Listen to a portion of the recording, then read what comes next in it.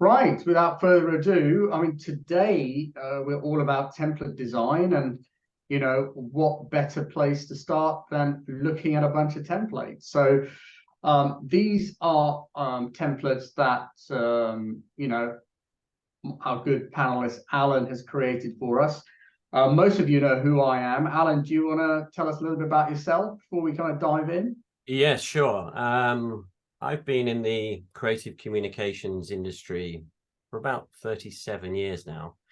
And so I've spent all of my life, my working career, providing solutions for companies, for businesses, for people who want to promote their product or their business. I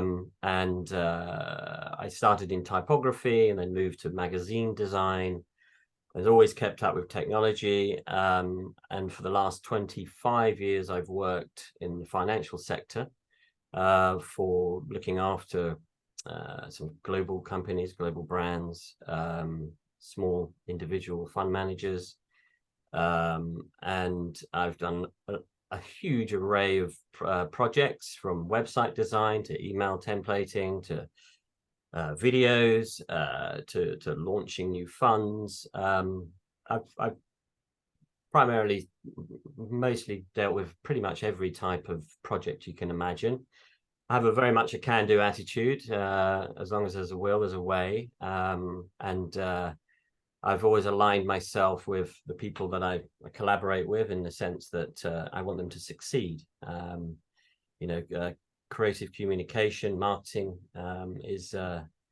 it works hand in hand with each other, and to collaborating together, having a really keen eye for attention to detail, really understanding what the objectives are for the company, for the people that are involved in the company. I find that's key, and my passion lies in seeing other people, businesses succeed in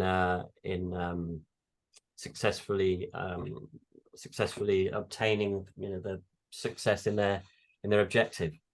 And one thing what is quite interesting, Alan, is how few companies have creative directors. Well, yes, in the finance sector. Yeah, and my question would be, what value does I mean, I've seen it. I mean, I've worked with you for the best part of 10, 15 years now, and I've seen the difference a creative director role brings to marketing. I mean, do you want to elaborate a little bit on that? Yes, sure. I mean, now I'm seeing a lot of financial companies actually looking for creative directors. So I think I was very fortunate to work for Eric Sturzer Investments in-house for some 5 years, and there's a great learning curve, actually, because I've worked for various agencies, and we used to look after a whole range of companies in the finance sector.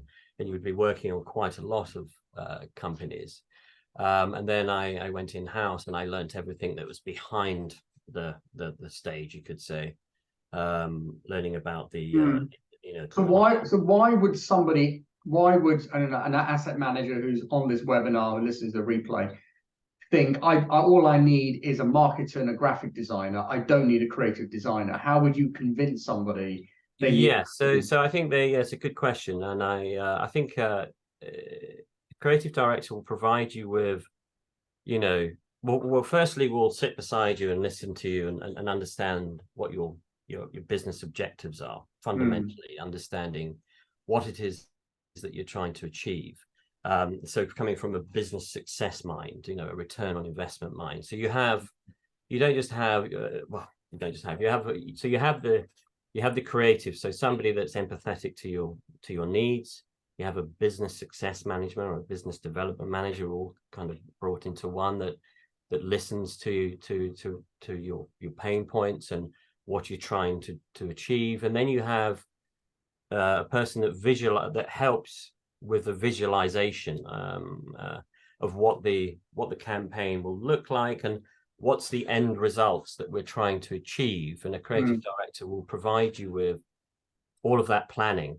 It'll provide you with the creativity, They'll provide you with they will provide you with all of the touch points that you have to think about. They'll provide you with the copywriting aspect to it, the visual identity. They'll ensure that there's a consistency in all of your marketing communications. I mean, sometimes you find when people outsource designers, which is always great, they might only work on one piece of communication.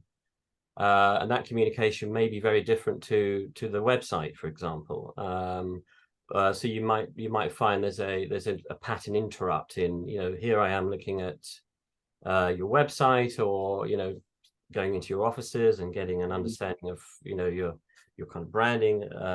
But then you might use somebody that isn't necessarily fully aware of every aspect of your business, and they'll create a piece of content that might stand out and be different, and therefore the creative director kind of oversees and overlooks all of those touch points and makes sure that everything's consistent, and also then reports to the board in terms of how successful have the communication been, how have the campaigns been, have they been successful, what's the interaction been like. So you then provide reports on that as well, and then assess those reports, and then say, this we need to continue iteration, with iterations on this campaign, so for me it's all encompassing. It's social media, it's analytics, it's website, it's user interaction, it's psychology, it's understanding what people, what the pain points of people, how much time do they have to interact with your content, and then at the end of that, it's return, it's return on investment for it's having a good understanding of return on investment, speaking the same language as people do in finance, which is numbers. So I like to combine art, the creative side, with numbers, which is the science. Does that hopefully? No, that's, I mean, like I said, I mean, we work with, so Pro Funcom, we work with some of the big brands, and it's very rare they have a creative director, and like you said, they have someone external comes in, they say, well, here's the brand, the brand, here is the communication strategy, and here are the colors, here's the palette, off you toddle, and by the end of it, everything is kind of a little not what they started out with. The font all over the place, and I kind of see that quite a lot. And I've always believed, as Johnny Ive from Apple said, design builds trust. And if if there's any industry that needs to generate trust, it's financial services. So I think the benefits of a creative director in that respect as well is that they will oversee all aspects of your communication. A good one will make sure that they're all aligned. And there'll be some searching questions at the beginning to really get to understand what the business is about. Obviously we can do research externally, but it's the one-to-ones and the questions that are asked that give you the most information, and then you can start to create a campaign and visualize what the future is for them for success. And and I have to say is that what we're finding, because obviously we as Pro Funcom, we have a marketing automation platform. We're talking about emails today. We run quarterly reports on the state of the nation, and you came up with an interesting stat earlier on, didn't you, Alan, about how many emails how emails is actually not a dying channel, is actually growing year on year. Yes, growing year on year, and there's at the moment, according to Statista in 2021, there's 306 billion emails are sent and received each day, and it's it's just continuously on an upward trajectory. And thus today, we're going to talk about how do you all the hacks, all the things that go in to build out a great email marketing campaign. Hopefully, yes.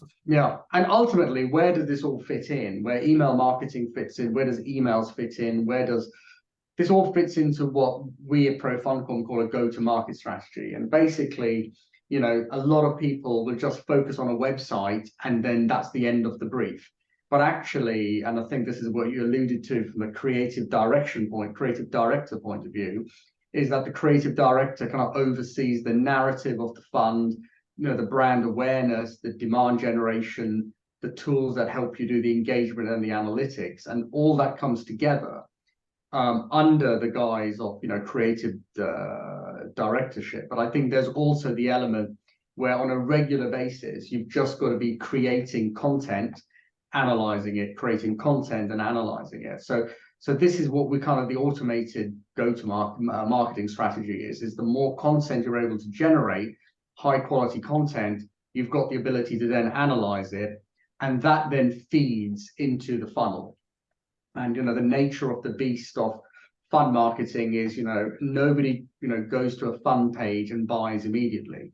You know, it's a long tail sales cycle. And with that in mind, you know, there are various stages of the buying process, or, you know, the awareness process of a fund. And you've got to kind of basically be able to, with technology, have the ability to target people with the right content at the right time. And why this kind of nurturing is so important is because at any one time in your audience, about 5% are ready to invest, but 95% are potentially going to invest at some point in the future.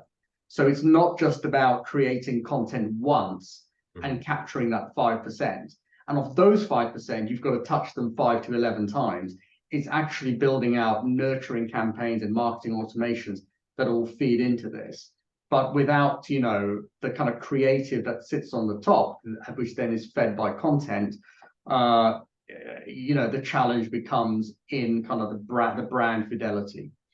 So that's kind of a bit about the marketing automation side. So here, straight into time-saving hacks. So what I thought I'll do is I'll quickly kind of, there are two hacks that I found very useful, and then we'll move on to what Alan has. The first is the best hack that I've seen materially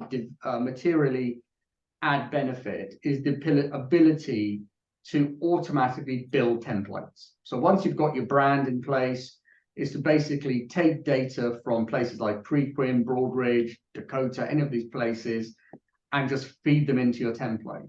So essentially, your templates are ready to go as soon as the data is published.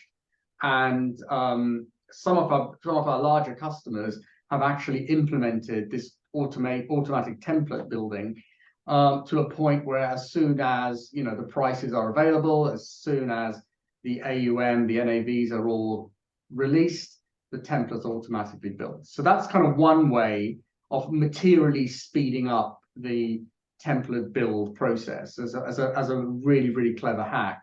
The interesting thing is that sometimes this doesn't get adopted because I get told, well, my marketing team doesn't do anything anyway, so making the templates generate quickly, I've got no work for them. And it's like, so we're not going to buy this part of your platform, Paul. And I'm like, wait a second, surely we're adding more efficiency. And bizarrely, sometimes people don't want efficiency. They're quite happy being inefficient. And I think by, you know, having that kind of creative directorship, it's like, that's the kind of person would understand to say, right, get these templates out as quick as possible.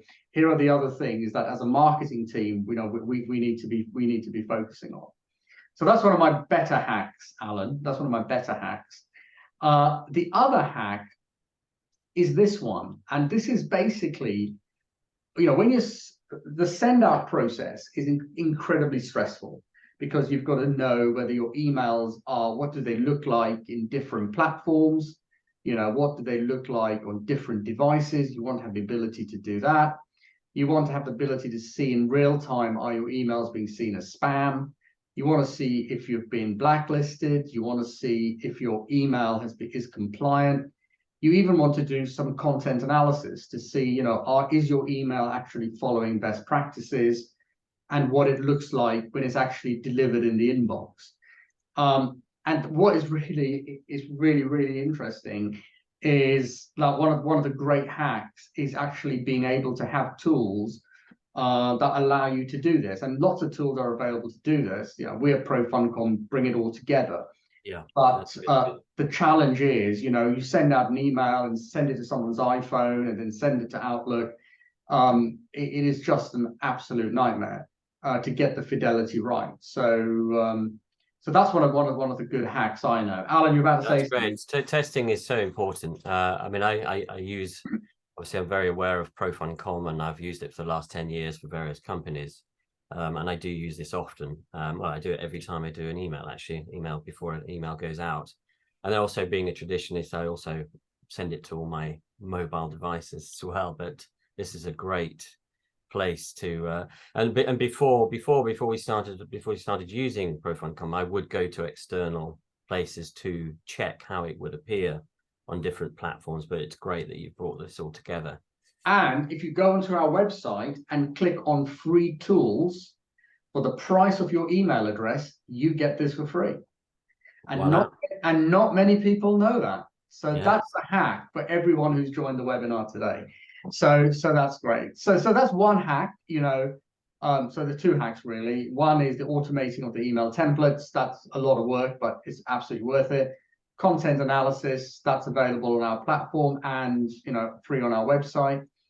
So there we go. These are yours, and I love them, Alan. So do you want to take us through them? Sure. Okay. So the first one, it probably is a bit obvious, but I thought it was worth touching on, because what happens, I find, is that, you know, we start, we have to create a template to send some piece of communication out. Okay. So we open up our tools, and then we kind of get sucked into the technology.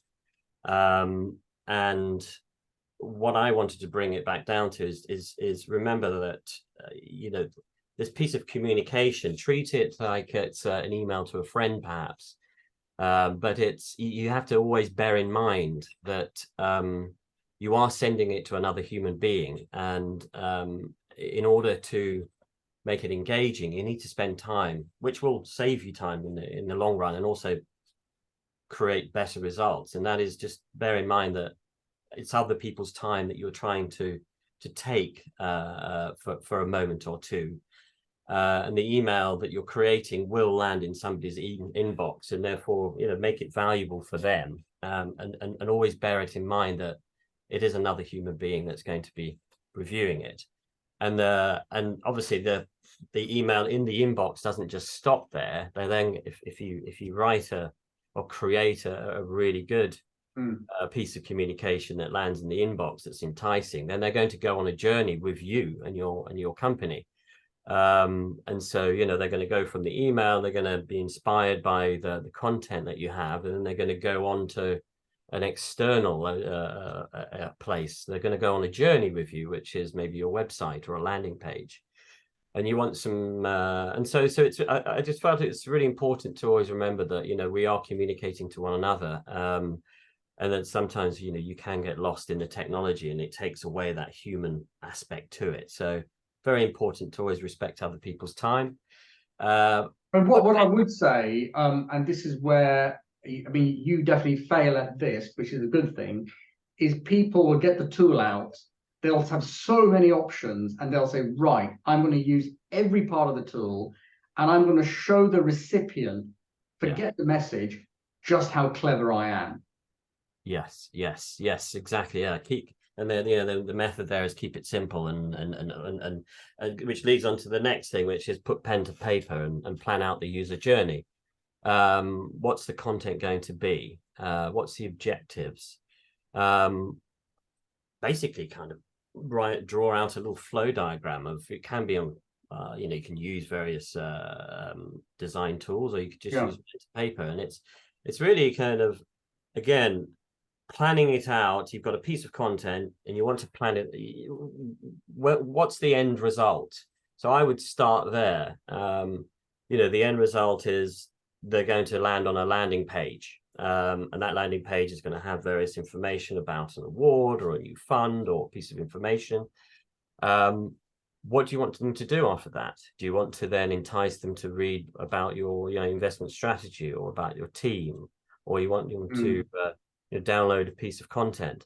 So you start there, and then you work backwards back to the email, back to the email template, and then that kind of gives you a good understanding of the touch points that you have. I mean, you may wish to not only promote the email template, the content via email, you might want to do it on social media. So they'll land on that landing page, and they may not have signed up for your email. So do you have a sign up form on that landing page? So you basically map out all of the interactions that your user could have. I think that's really important, but putting pen to paper. And again, always remembering that in the back of your mind that this is for a human being that is interested in your content, and you want to keep them inspired.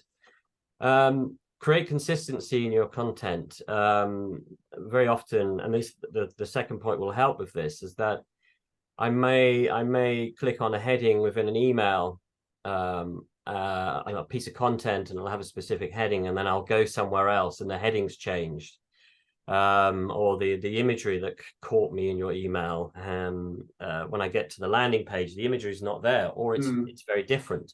So you want to ensure that you have a consistency, in your content, and in your styling, so that people feel like when they move from one place to another, they feel safe, in essence. They feel there is a consistency. Okay, I'm being, my hand is being held here, and I'm going along this journey, and it just adds to, it just shows that you've thought about these things, and there's a certain amount of professionalism behind the way in which you showcase your brand, your identity. Alan, I've got a trigger warning for you. Somebody's just asked a question. Are you ready for this? Yeah. Okay. Question is, what is Alan's view on using stock art? Oh, wonderful. I think this. I mean, just say, do you mean things like? I think things like Pexel and iPhoto and that. Yeah, iStock or Unsplash. Because some people frown on that. So what's your view? Well, it's really a lot about it's about budget, really. Right. I think painstakingly spent lots of hours and hours when working for other companies that had a specific budget. We would look for a certain style of imagery to use from stock agencies. So I see them as a benefit.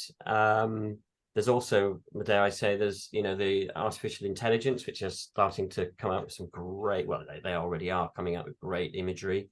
Right. If you have a budget, and we have in the past worked for clients that have had a budget for photography, which has enabled us to go in and photograph their environment, their exterior, every person, and create a really authentic representation of those people. So I think, yes, if you can get a budget for obviously doing the more expensive side, which is photographing what it is that's unique about the company. If you don't have that, then using imagery from stock agencies is a great thing. I would just say that you try to maintain a certain style of photography throughout, so you're not changing from illustrations to photography to pastel, or all these things. So again, going back to the third point, create consistency. Right. Sorry, I thought we'd answer that question. It's a great question. Right. Master templates.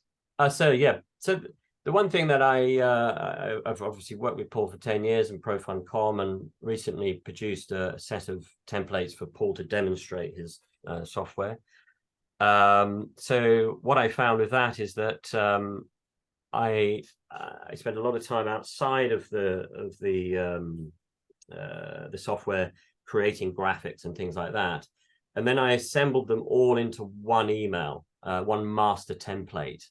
In essence, so you had every scenario. So if you had a webinar, or you had a fund launch, or you had a piece of news that you wanted to announce, or a fund award, or you know, you wanted to provide fund performance data, all of those things. I created blocks, but I kept them all in one template, and then making sure that the header, which we'll show you a bit later, was consistent. So by having everything in one master template, you can review and look at the consistency, and the CTAs, the buttons that you might use, the link colors that you might use.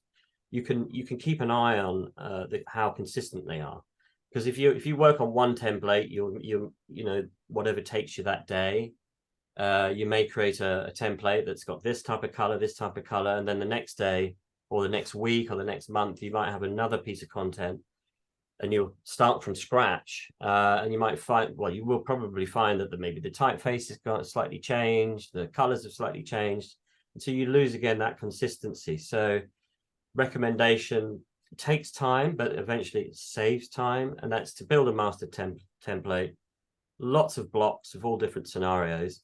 Keep that as your master. Yeah. And then when it comes to creating an email specific for something, you then replicate the master and then just take away all the things that you don't need. You keep the header the same, you change you change the content, obviously the text, but then you can take away all the blocks that you don't need, so you remain with a compliant footer, because obviously a footer you need you need text in the footer to be compliant. And so you're not reinventing the wheel every time. You start from a master. So I think it's a good hack. Yeah, and also the ability to change the compliance messages and the T's and C's depending on depending on fund jurisdiction, fund type, is also one of those template automations that are worth having built into your hacks, because that's a really easy one to get wrong, and something that you don't really want. But I do take what you said, take time to save time. I think I'll be using that. I would definitely be using that. Yes. So that's one set of hacks. My next one is the thing I really struggle a lot with, is brand versus content, and how do you tell me, how do you build this all out? Good question. Well, I think we touched upon it at the beginning, and that's really understanding your audience. Understanding, and you could build this from the existing analytics that you have. When are people opening up your content? When are they opening up your communications?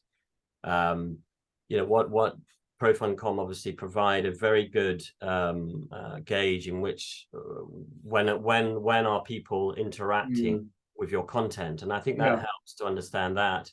Understanding the pain points for your clients, your audience. I think that's fundamental. I mean, the other thing, somebody said that you've got to understand your audience, you've got to understand their attitude to risk, their investment strategy, the demographics, the kind of dare I say, age bracket, that, and what type of design resonates with them.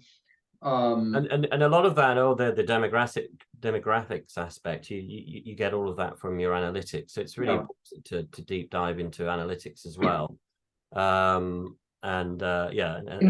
Investor conferences are really good, because you can go into a room, and I know you said it's behavioral. If you go to your own investor conference and kind of look at the demographic, and it's literally like, right, these are FT loving people. They they read a particular publication, and we worked with one client that worked out from their investor conference that they should do print, dare I say, advertising in magazines like Country Life, and they did, and it worked. So there is also something, and I know I sell a digital product, but I think we had this in our preamble. There's nothing like pressing the flesh and actually seeing outside the analytics, what are people driving up into? To these events, or You know, all these kind of like these micro signals that people give out also kind of builds your audience. And I learned that from one of our clients. He says, yeah, your product's great, Paul, but what really works is when we actually go and see them. And what do they order off the menu? You know, so, you know, what food is left after everyone's gone? It immediately kind of tells you what people's tastes are, and whether it's the veg option, the non-veg, you know, is the feta chicken. They said to me the most favorite sandwich they had was pesto chicken on brown bread. And that said, we now know everything we need to know about our investor base. So, yes, and I think the planning out, it can really help you with that as well. Because there are those other touch points, the face to face, the event, the museum, the magazine. There are all these things that, you know, your clientele, your audience are likely to be have in their lives, you know. And I think it's important to appreciate that as well. And it takes time to understand your audience as well. It's not that you know, don't fear that you have to have it straight away. I mean, you know, running a campaign on LinkedIn or other networks, you analyze, as long as you're analyzing every month, that, you know, who are looking at your content. You know, you might find, and who are looking at your content, they've been interacting with your other content, like your website. Yes. I mean, I found for one client that we were using Twitter, but actually we found that there was after a certain amount of months, we found that actually nobody was engaging with anything outside of Twitter. So they would, you know, we would send them content, and then they wouldn't move from Twitter into our world. So we stopped campaigning to Twitter. Defining your brand identity. I mean, it's something that you know, you may have two members of the sales team, and they may have two different stories to tell about your business.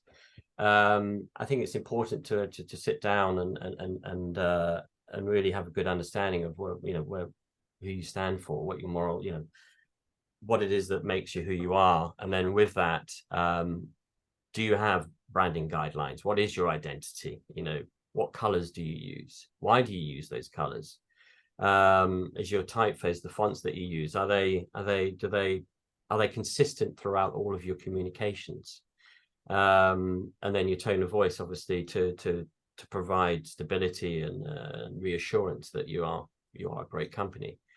To define who you are. Content relevance. I think we picked up on this at the beginning. Did, yeah. But it's about, you know, if you're using something like Profund.com, you can quite quickly understand the content that is being clicked on, and therefore, and obviously through analytics on your website, you can get an understanding of what people are interested in.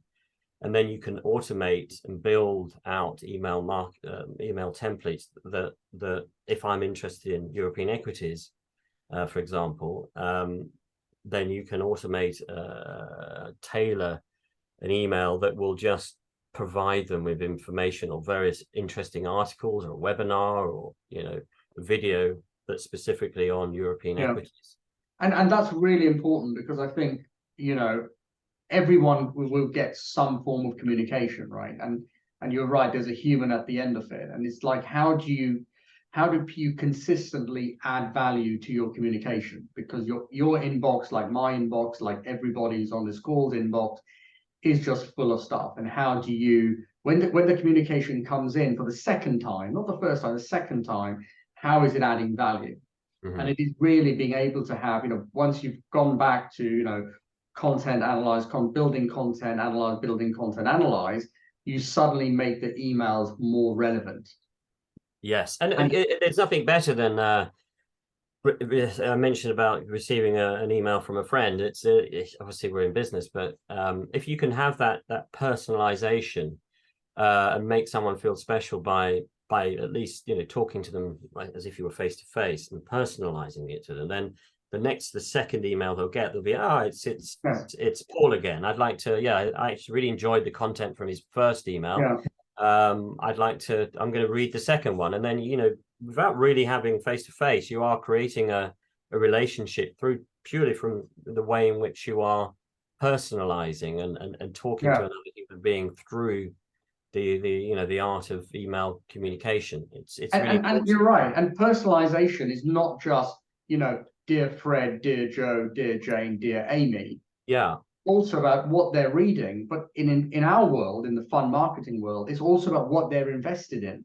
Yes. So you can basically be able to say, right, here's your investment, here's the commentary about it, here is what our fund manager is talking about it, here are a bunch of articles around it, and you can kind of build that out. And because you're kind of not really, and I think this is where the challenge is with fund marketing, you can't blatantly advertise, right? You're kind of building, that kind of thought leadership around, and you've got the hope that that email gets forwarded outside, because the best form of business is recommendation, right? Is that can be forwarded out, and then you can track that forwarding as well. So that's the kind of byproduct of kind of the personalization. It's not just, dear Fred. It's much, much, much deeper than that. Yes, exactly. It's about creating content that's that the person, the recipient, is going to get value from. Yeah, yeah. Uh, So, so what I've got a question. Oh, a question's come in. How does this tie with being storytelling that people are talking about in fund marketing? And I know this is a big one when we speak to the people at White Marble. They do talk a lot about the storytelling element of content. yes, I think storytelling. I think storytelling it's just a way of writing, really. It's just a way Right. of communicating for me. It's like when you meet someone really fascinating, and they Why, tell you, thank you. Why, thank you, Alan. they like yourself, Paul, and they're and you're taken in by the story in which they tell, Yeah. and you use your imagination. So it's obviously a bit different with emails where you have words on a screen. However, I think the most interesting pieces of content are ones that are told as like a story. Right. It doesn't have to be a fantasy story, but a story that leads you somewhere, and you can then lose yourself within that story. You can understand it. You by speaking the same language, but storytelling, you become more engaged. Whereas if I give you something that's quite that lacks empathy or lacks passion, Yeah. then you're very likely just to turn off. I mean, the one thing that I always look at, which is really important, I think, is also, obviously we are in the financial sector, and with compliance and regulations, but also look outward to the emails that you get from your retail outlets. Right. I think it's important to take a step back and look at how retail is doing it, because they tell a story to you. They Right. make you feel rewarded. They'll raise your eyebrow on, oh, this is interesting. I'd like to hear more about that. So yeah, I mean, any kind of monthly commentary, white paper, Yeah. there's a start, a middle, and an end, like a movie, and Yeah. it doesn't have to be dull. It just needs to be engaging No, and for sure. valuable to the reader, really, Right. and they take something from it. I don't know if Super. that Yeah. helps. No, thanks for that question. I think that's a good question from Very good. anonymous, but a good question. Thank you, whoever anonymous is. So A/B testing, I mean, that's pretty much just send what we've been talking about, send stuff out, see what's working on Yeah, various variations. yeah. Super. So we've got about 20 minutes left, so we're kind of Okay. on the home straight. So effectively communicating values, which kind of ties in, I think, Yeah, Alex. yeah. Find your voice. Again, a bit of storytelling. How are you going to compose a piece of content? How are you going to express yourself? Obviously, from a Yeah. business point of view, it will evolve over time. But one story can be told by two people, and it can be very different. Yeah. So Is look that to, a problem, do you think, or is that okay?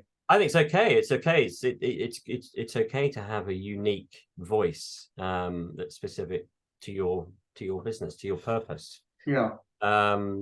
Again, please articulate your organization's core values. It's, there's a lot of ESG investing going on at the moment, and for the future. At the bottom of an email, maybe add this. This is an update on what we're doing in terms of that. This aligns with our core values and mission statement. Provide somebody with a piece of content, but then also reassure them that this is who we are and this is what we do. We touched on the align your content with the audience needs. So keep ahead of any news. Also, get a feel for what's trending, what's not, and what are the pain points, and then provide them with that content. Use analytics to understand what people are engaging in, and then send them that. Best way to get new readers by producing great content and telling great stories. So very much tell a story. Showcase success stories. Highlight case studies. Always good to put some positivity out there, and people do. Your audiences will levitate towards positive news. And I heard a great quote the other day where a head of a CIO said, "I showcase our awards for our investors." I said, "What about new investors?" He said, "I don't care about new investors. I care about the bird that's in the bird in hand. And the more awards I win, the better for my existing investors." And I thought that was a really interesting spin on it. Yes, I mean, it does. You fundamentally have to reassure your investors that you're doing right for them. And yes, positivity and any kind of evolution in the business, any great news, any awards. Yes, you should be promoting that. It actually reassures the person that receives the information that they've made the right choice. And makes them sleep better at night. I mean that is because when you buy a car, you're always validating the reason you bought it, whether you like it or not, right? So I drive an EV now, and I'm always justifying why I bought it. That's another story about behavior and buying. So obviously, educational content, great. If you can, that's huge. Yeah, that's huge. I mean, if you can create white papers or industry specific or topic specific educational content, people love that, and really and you're creating domain expertise, right? It's literally like it's educate. I mean, David Attenborough has it. I've got it on one of my slides. It's educate, enlighten, entertain in your content. That's actually, in fact, I've got it right. Wow. And by having educate, enlighten, entertain in your copy, it just gives you another level of credibility that, again, in a long tail sales cycle, you'd hope that 95% who will buy you but are not ready yet will be able to engage in that and kind of remember. So I think that is this is an excellent slide. Just to like have it in one place of all the things you need to do. Right. So that's effectively communicating, and now really to what it's all about. And is this one of yours, Alan? One of your quotes? It isn't. No, I took this from HubSpot, I have to say. Okay. HubSpot, but it really resonated with me. For this in the preparation for this, I did hundreds and hundreds of pages of email marketing templates and things. And this really hit me. The difference between a good newsletter and a great newsletter is that the people who produce great newsletters are always trying to make their design better. And I think that in essence sums up design, because design is about always having a challenge and then providing a solution that makes them go away, and it makes whatever the product is, whatever it is that you're designing is better. And it's better not just for the designer's point of view, but for actually the people that use it. Absolutely. And that's that whole thing, there's a concept of good to great by, I think, Jim Collins, I think that's his name, where he just talks about just making incremental improvements in everything you're doing. Yes. you know, Yes. and I think that's and you only have to be 1% better than everybody else to actually be better. And it's really quite rewarding for everybody involved, because, you know, that as you keep creating little iterations and, you know, ideas come about, you do actually see it in the analytics. You know, when your bounce rates start to come down and people interacting more, it really is, it's quite Yeah, joyful. I mean, I find it joyful for, you know, yeah. for the teams that I work for. So these are all the different components really to an email, which I thought we should touch on. And Yeah, absolutely. I'm just, loving this. Yeah. yeah, and just this is, you know, when a creative director or, you know, anybody really should be looking at these components, because these are all parts of the same package. You know, Mm, they are all parts of the jigsaw. So, yeah. you know, your from line, you know, contains your name and an email address. You know, so that's the first thing that people see. And if you're sending it, if you keep it personal, so, you know, Paul at, you know, profundcom.com. Oh, it's Paul. Okay. And Yeah. then you start to gain a relationship with that. Yeah. I mean, my Uh, number one absolute cheese off thing is no reply at. yes, it's so impersonal. Yeah. You know, and especially, you know, you may have an issue that you need to solve, and you want to speak to someone immediately, you know, through communication, through email. You look at the email address and it's no RSV, you know, you can't, no reply. So, Yeah. okay, thanks for that. Okay, you've Yeah. left me there. Okay, I need to spend a lot more time now to try and sort out my problem. So Yes. if you can send it, you know, from a personal email address, that would be great. And then also, Or from your account manager, or yeah, your fund manager, fund you manager. know, Yeah. policy Make a manager. huge, and they'll complain, but you know there are ways around filtering those emails out. Absolutely. And you know, I mean, you know, I've seen a order of magnitude uptake in emails from foundation at IR at to actually having it personalized and having a photo of that person in the email, which again, with Yes. template automation can be automatically done. And I believe you did that at Eric Sturzer, Alan. Yes, yes, we did automate all the Yeah. emails. We did put the logo in there as well, so that And you the can. photos of the Oh man yes, as sorry, yes, well. the Yeah. photos, absolutely. At the end of every communication, there was a person. There's a Yeah. photograph And of a that lovely was Adam. big. And it would basically increase engagement, and it was done automatically because we knew based on people's email address who was receiving the emails, who their account manager was. Yes, Yeah. yes, exactly. Yes, thank you for reminding me of that. Yeah, so that was really good actually, because we had that one master template, and the footer basically had some coding in it provided Yeah. by Yeah. you, that if it was if the email was going to a Swiss-based company, they would then the people that was shown at the bottom of the email were obviously from Switzerland. If they were from Germany, it was the German team. If it was from Guernsey, it was the Guernsey team. You know, if it was from Mm, London, it's the London team. yeah. And that was fantastic. Yeah. It is. I mean, and again, great hack. But again, you have to build the creative. You have to build it. Yeah, you have to create it. Subject line. There was a Oh, certain sorry. important. Sorry. No, that's okay. The subject line, you know, a chance to hook the reader. This is literally the first line of the hook. This is the first sentence that you know, it should be artfully created. You know, Mm, look to think again, going back to retail. If you know you're browsing for something that you want, you'll be hooked. Or there's a great a great story on something you're really interested in. There'll be a hook. There'll be something that, you know, it entices you to read on. So, you know, make it interesting. Make it start a story that the reader needs to know what the ending is to. Oh, this is interesting, you know. And I picked this from McKinsey because I think they're very good at obviously providing content and great information. And you know how corporate and investment banks are tackling Gen and AI. Is okay, I really want to know about that. That intrigues me. So then, so once you've got them into your email, then the header, or the eyebrow, yes. as HubSpot calls it, the eyebrow. This is, you know, this should be consistent really throughout all of your emails, so that people are reassured of who you are, who's it coming from.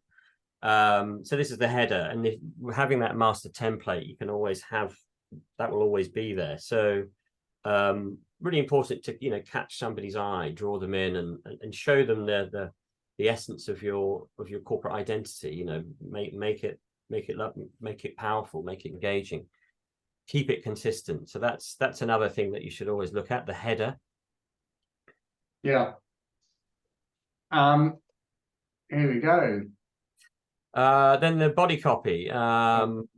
You might find some emails are literally a long tower of text, Yes. which in essence, for myself, it shows a lack of love for the content that's being provided. So if your readers are not reading it, it's because, you know, there hasn't been enough time and effort put into realizing who it's going to be sent to, and then making it so it's easy to read.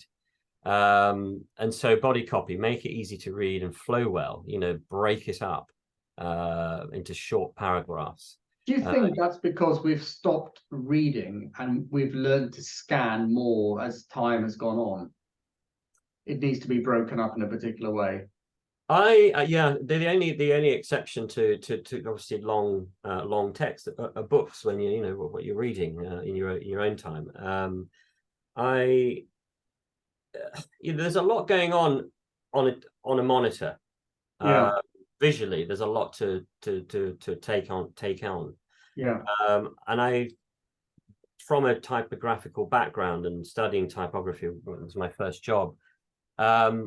In essence, it's an art form, and text should always be provided in breaks, and give the reader time. I mean, even give the reader time to digest what they're reading. As I say, books are very different, but when it comes to communications, I think it's important to break up the flow, so that people have a pause. Actually, people have time to digest that thought, that idea, that piece of knowledge, and then move on to the next. Yeah. Visually, aesthetically, you know, psychologically, it's easier on the eye, and it's not overpowering when you first see it. So I think that's always been a fundamental, really, of communication, is the art of typography, is presenting words on the page in a way in which it allows the reader to enjoy them at their own pace. Yeah. Massively important when you're doing graphics and breaking up your text to make it easily readable is to obviously to keep a really good understanding of a lot of your information or your content will be read on the mobile. And so breaking up the text, I've given an example here of McKinsey and how the imagery and the text works on a mobile. And I think it's really important to always remember that, you know, most people are reading your information on mobile when they're outside of the office. Yeah, no, and again, you know, I think mobile, I think it actually works better if it's not broken up as much, because the screen space is that much harder. So I do like kind of what you've done there. Yes, and we've touched on it before, but always test out how the content looks. I mean, if you have a really interesting performance graph and it's you know, it's very long, when it comes to mobile, how's it going to look on mobile? You know, you can switch it out using coding. You can switch it out so that rather than it being a landscape performance graph, you can then, when it comes to mobile, you switch it out to one that's more portrait. No, for sure. The use of images. A lot of these are a lot of these images you see are from stock agencies. Right. It takes a lot of time to find the right imagery. I have to say that is quite time consuming, but it's worthwhile because it does grab, you know, the audience. It grabs attention. It's great at breaking up the text. Yeah. You know, it can inspire people to share, you know, like a webinar recording, you know. We immediately draw our eye towards something that's colorful, that's an image. You draw towards it. So if you've got, you know, any type of content in information, you can create an infographic of it, or you create little PNG, little graphics to showcase, to draw people's attention to it. break up the text, that's really Right. worthy. Right. And again, we spoke about that being images a part of your voice, so maintain a consistency in the visual style. Yeah. I mean, the other thing about emails is that the trouble with most tools, every tool out there, is that you've got to right click and download images. But they Yes. don't appear in your email as they do here. But luckily, you know, we've actually built our technology so that the emails are embedded. And that's one of the big things from a stylistic point of view, is you can spend all this time, energy, and money having something look amazing on a graphic designer's screen.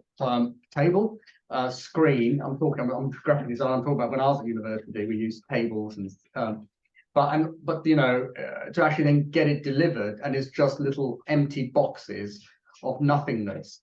Yeah, it's so you know, and if you can't do that, if you are not using a product like ours, is to make sure the alt text in the image is filled. Very important. Yeah, very important. So that's a key thing to do. And then also the styling of the alt text as well. Yes. Yeah. Don't forget about that. You know, they've got a specific color combination for their branding, and then the alt text turns up and it's a completely different color to their. Yeah. Absolutely. Yeah, very important to always. Again, it takes time, but it's rewarding, and it. No, getting it. And like you said, take time to save time. Yeah. Super. Right, we're kind of getting to the end of it now. We have hardly had anybody drop off. So whatever you're going on about, Alan, it's absolutely gold. I hope so. I hope it's informative. So here we go. Last social sharing links. So yes, share your news. You know, you've got some great content. Make sure that that people are able to pass it on to their colleagues. Oh my gosh, I must share this piece of content with my, you know, my fund manager, blah, blah, blah, and then send it over. Or I need to you know, to share it with anybody really. Make sure you have some social sharing links at the bottom of your email, and stylize them, make them, you know, make them fit with your identity, your branding, your guidelines. You know, it creates a much more polished professional perception of you. So yeah, always provide a way in which for people to be able to share your content. Right. Okay. As it says, you know, make them custom to your style. Yeah, I mean, just because Mark Zuckerberg decides he has a particular style doesn't mean it has to be yours. Absolutely. Yeah, and I've shown you both ways there. Call to action. I mean, this is the, you know, this is the key, isn't it? Really. If nobody takes any action from the email you've sent, then it's really a dead email. I mean, there's a certain amount of information that will take from it, but in essence, you want them to interact with your communication. So, really important that when you're sitting down and you're marking, you know, you're planning your campaign. What is the objective? Have one objective, or you know, if you need to have two objectives, but you know, try to stick to one objective. This one, you know, the example here is to, you know, attend a webinar. And so by having that, you kind of withdraw the amount of links that are needed. The one thing you don't want to do is, you know, inspire someone to click through to your email, really get involved with your content, and then find there's a link that takes them away completely into something that they actually weren't interested in. So reduce down the calls to action, I think. Engage people. There's the pyramid here, which I came across. It's quite instinctual for myself, but the inverted pyramid, which is, you know, at the beginning, great heading, graphic, enticement, then follow that through with, you know, building the interest, and then at the end, call to action. You know, what do you want? You know, give them a nugget of information, some content. And then if you need to know more, you're interested to know more, then click on the call to action. And, you know, if it's, you know, have it in multiple places, because have it in multiple places going to the same link, to the same landing page, because people sometimes they scan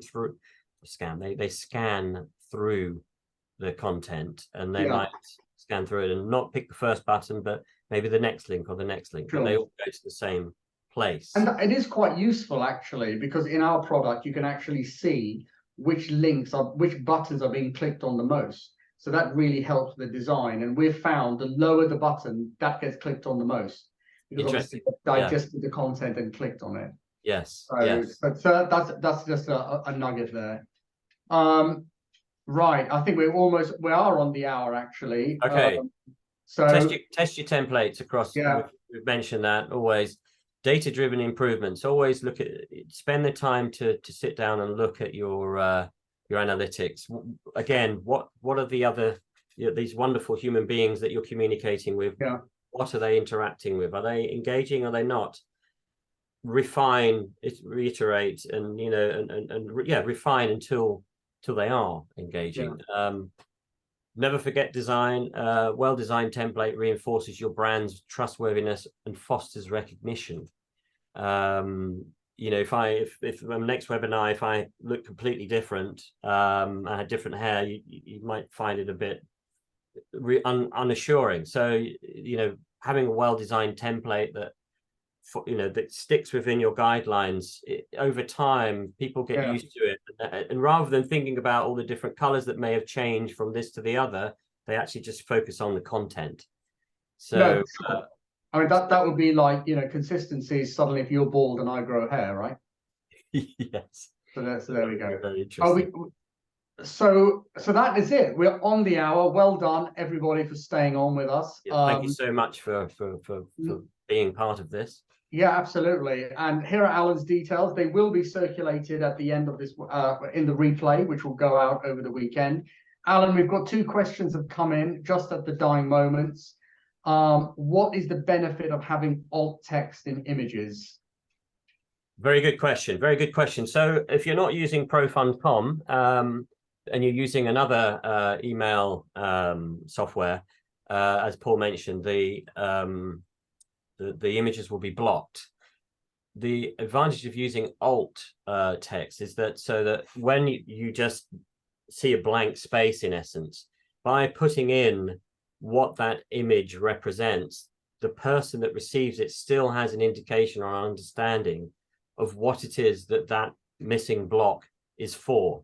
So for the example that was before, webinar invite, you could put in the alt text, you would put this, a webinar invitation to this, so that you're helping people rather than expecting people to click on something they don't know where they're going to go. You put the alt text in to make sure that they understand where they are going to go to and what that image that's missing represents. Yeah.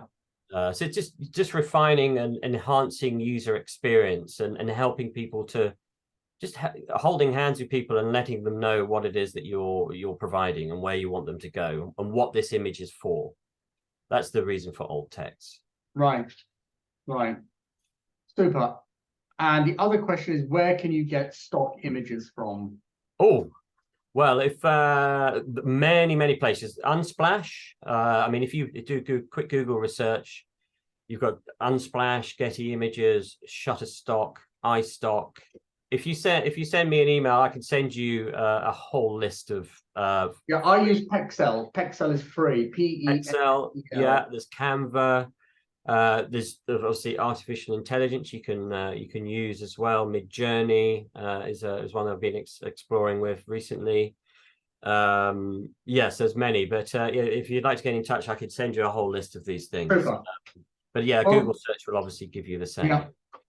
Well, super. And one last thing, I think, whilst we've still got probably 10 people have dropped off, that's it, is a lot of people have said about AI through this. We've stayed away from ChatGPT and AI, mainly because that's just another webinar in itself. So if you are using ChatGPT and you're putting ChatGPT content on a website, check it for plagiarism, because you can. I've just done the analysis. Is that if you take a ChatGPT article on, the best, hedge fund, fund marketing, and CRM, and the benefits of fund marketing and CRM, and put that in ChatGPT, and then run it through a plagiarizer, it'll actually show you that almost every paragraph has plagiarized text in it.